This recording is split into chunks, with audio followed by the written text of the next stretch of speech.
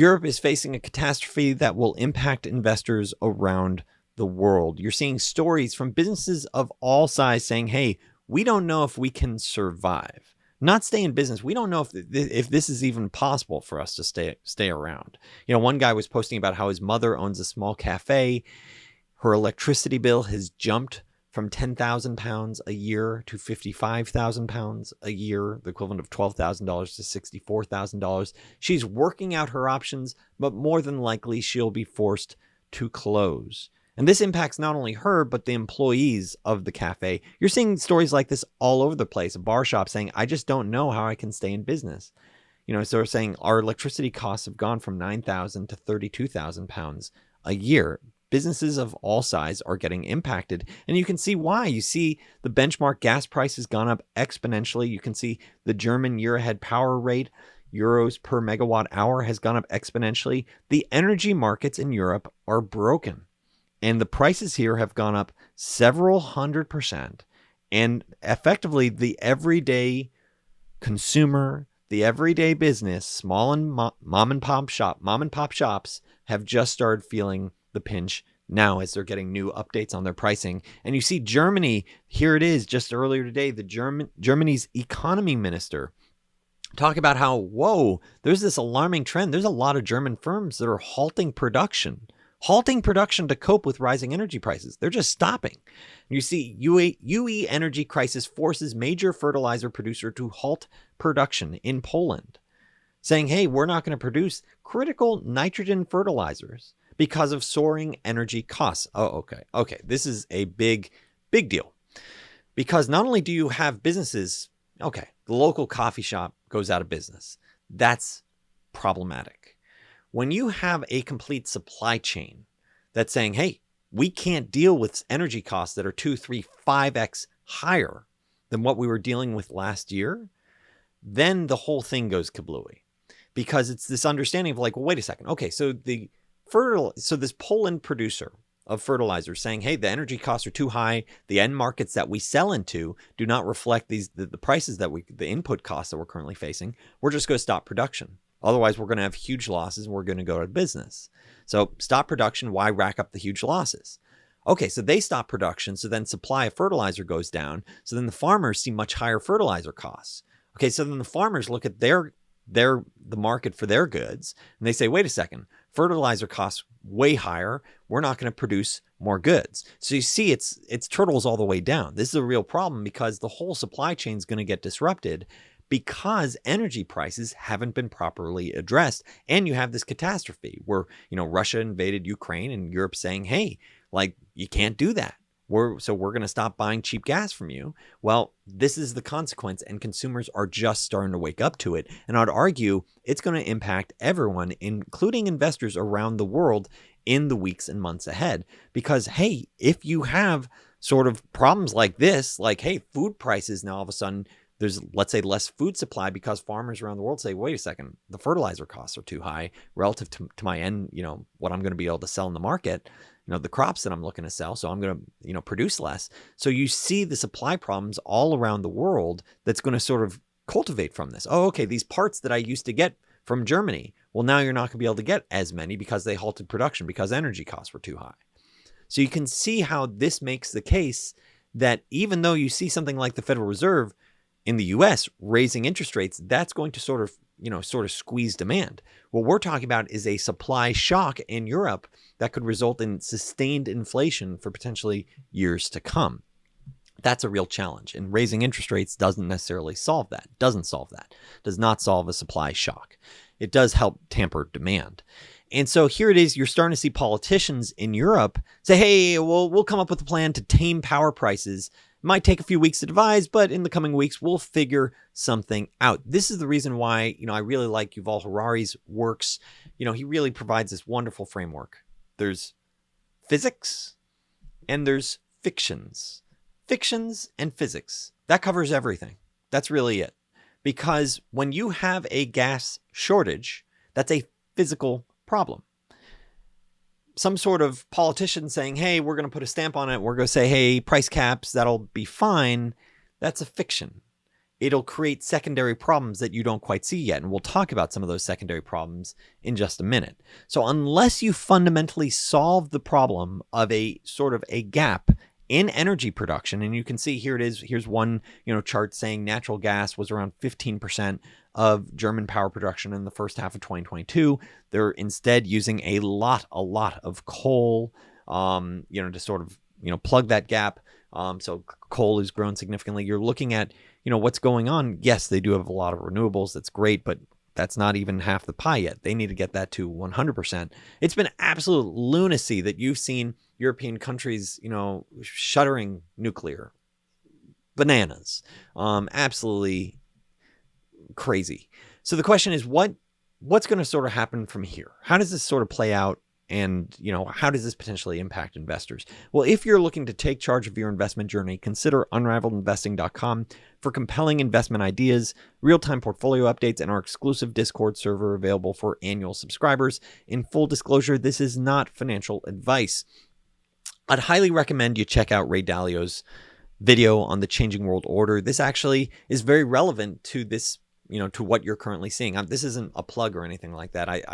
I was thinking about the book as I've been reading it and watching that video, because he makes the point that you have these types of events every 100 years where effectively it results in a great economic reset. And the traditional approaches of like, oh, dollar cost averaging, I'm just going to buy the index. It's down 20% from a record high. It's all going to work out. Hold on a second. You can be going through an exceptional period, a changing world order. And I think what we're currently seeing could just be that. You could see dramatic outcomes. A lot's going to depend on the tough choices that Europe's leaders face. And so what you're seeing right now, a couple of different possibilities. One, low probability is peace occurs even if you were to have peace between Ukraine and Russia. It's unclear to me that would naturally get, let's say, the natural gas spigots open in Russia overnight, when you sort of say, well, wait a second, why won't you just invade another country? Or what's sort of the risk there? Like, are you going to be, oh, it's peace now, let's get our, let's turn the lights back on. It's all going to be okay. I view that as a low probability situation or low probability environment. So then so this leaves a bunch of really nasty choices, really nasty, potential outcomes. So you have energy costs up 10x in a year. And you see leadership's, EU plans to intervene in energy market as winter crisis looms. What's that mean, intervene? Does that mean setting price caps? So that way, when you get your energy bill that's up several 100%, the various different governments you're in are going to say, oh, don't worry about it. It's okay. We'll cover everything except for that 20% price increase, or except for that 30% price increase. So you still have a lot of inflation, but we got your back. It's okay. Well, wait a second. If they do that, and let's say there's some sort of intervention with some sort of price cap, who's going to cover that bill? Sure, they might do some sort of large tax on various different energy producers. Say, hey, you might be making a ton of money. You got to pay for it. That's not going to cover it. That's the challenge here, is that you might have a situation where a lot of these different countries then say, okay, we're going to have to print a ton of money to cover this problem. Now, it's a short-term problem. Hopefully in the next year, 2, 3, we can sort of find a hole. Maybe it'll take longer than that. But we're going to have to print a lot of money, or just a lot of debt spending, raise a lot of debt to sort of cover this deficit, that this energy debt deficit that we face. And so we're not really sure how we're going to do that. But if you have that situation where various different European governments say, we got your back, well, does that result in inflation? Does that result in potentially hyperinflation? Because that is the cause of hyperinflation. When you see supply shortages, supply shocks, this is what could drive a hyperinflation situation. You see the idea, oh, well, you might have central banks around the world raise interest rates. That addresses demand, folks. That might hurt demand. Demand is already going to be under pressure. What you're having is a supply problem, and no amount of money printing is going to solve that core problem. So then the next way is like, okay, well, let's just let market forces do their thing. Well, in that case, you're going to see business after business shut down, just like you're starting to see. And it turns into a death spiral.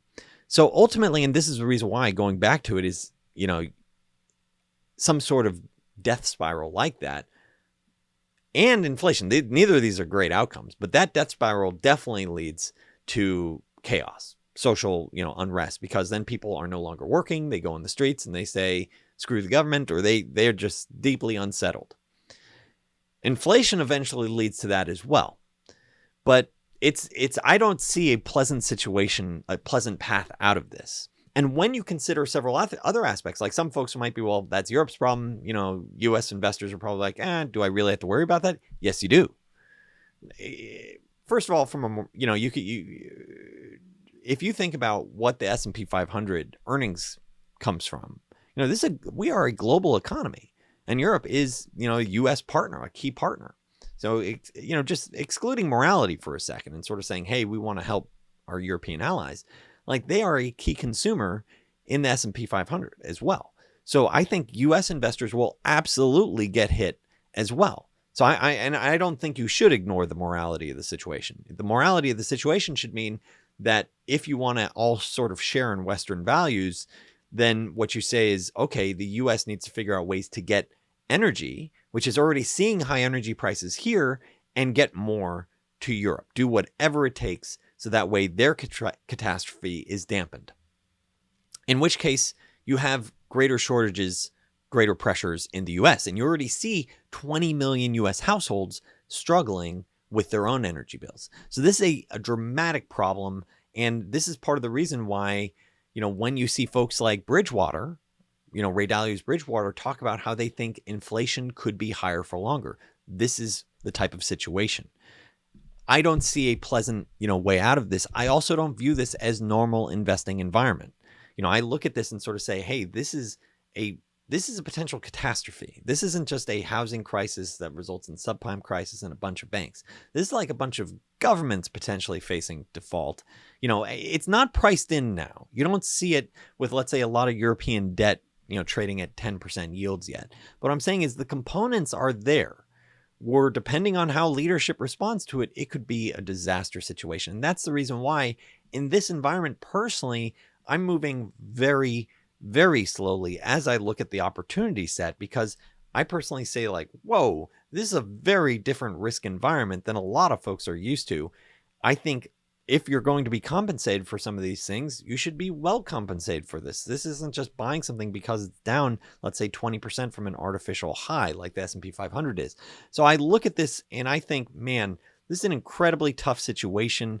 Of course you could have the policies sort of say, hey, we no longer back, the Ukraine. And I'm not suggesting that, but that is, a situation where you could see a lot of folks sort of say, hey, like my shop is now closed because of a policy that we took towards another country that really wasn't influencing, my ability to sell croissants or coffee to consumers. And so this is a really, really tough situation. It is not clear yet how it plays out, but I think you might see a combination of all these different scenarios, like including continued supply shocks, sort of depressionary forces that cause a lot of businesses to go under, and ultimately sustained and above average inflation, potentially hyperinflation, depending on how leaders respond. So we're saying, hey, if we're just going to throw money at this problem, that is how you get hyperinflation. If you do not actually say, hey, there's a physical problem here that we need to solve, then you will get hyperinflation.